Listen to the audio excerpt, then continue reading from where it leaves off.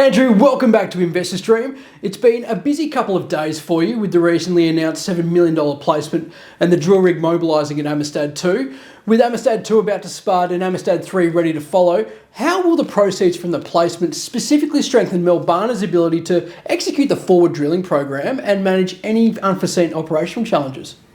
Well, the funds were needed to top up our existing cash resources. We were delayed in matters outside of our control. The rig had an emergency gas well to drill, and then we had port issues due to hurricane damage. So the ambition to get us into production and use those resources for drilling the wells, we got stretched too much by those delays. And so this has just topped us up, and this will get us through the drilling of Amistad 2 and get us to selling oil and into revenue. Okay, so given the more than 30,000 barrels of oil in storage and plans for first crude export later this year, how do you see the interplay between production growth, near-term revenues and capital management evolving post-placement?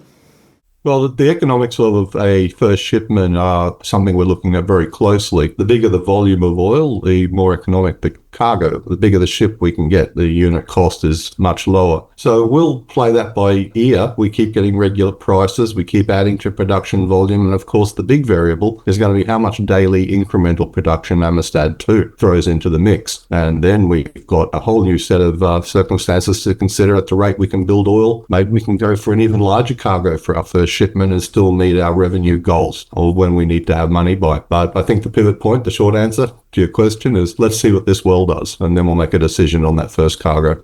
And finally, Andrew, beyond Amistad 2 and Amistad 3, what are the immediate next steps in advancing the broader 2026 field development program, positioning Melbana for a sustainable long-term production? Well, 2 and 3 are going to give us, again, not just for production and shipments. It's going to give us the data we know for our field development plan that we've worked up. We head back to Cuba in the middle of next month. I want to be there when the drilling kicks off. And we're also having meetings with our partners to put forward the work plan for next year's development program. But it'll be sort of square bracketed until we get the results out of these 2 wells, because it'll determine where we're going to put the next wells, because we've got a number of options with different pads and different permitting. But we'd like to get at least 5 more production wells in next year. That's a modest target. That's our baseline. Thanks, Andrew. Appreciate the update and all the best. Thanks very much, Alex.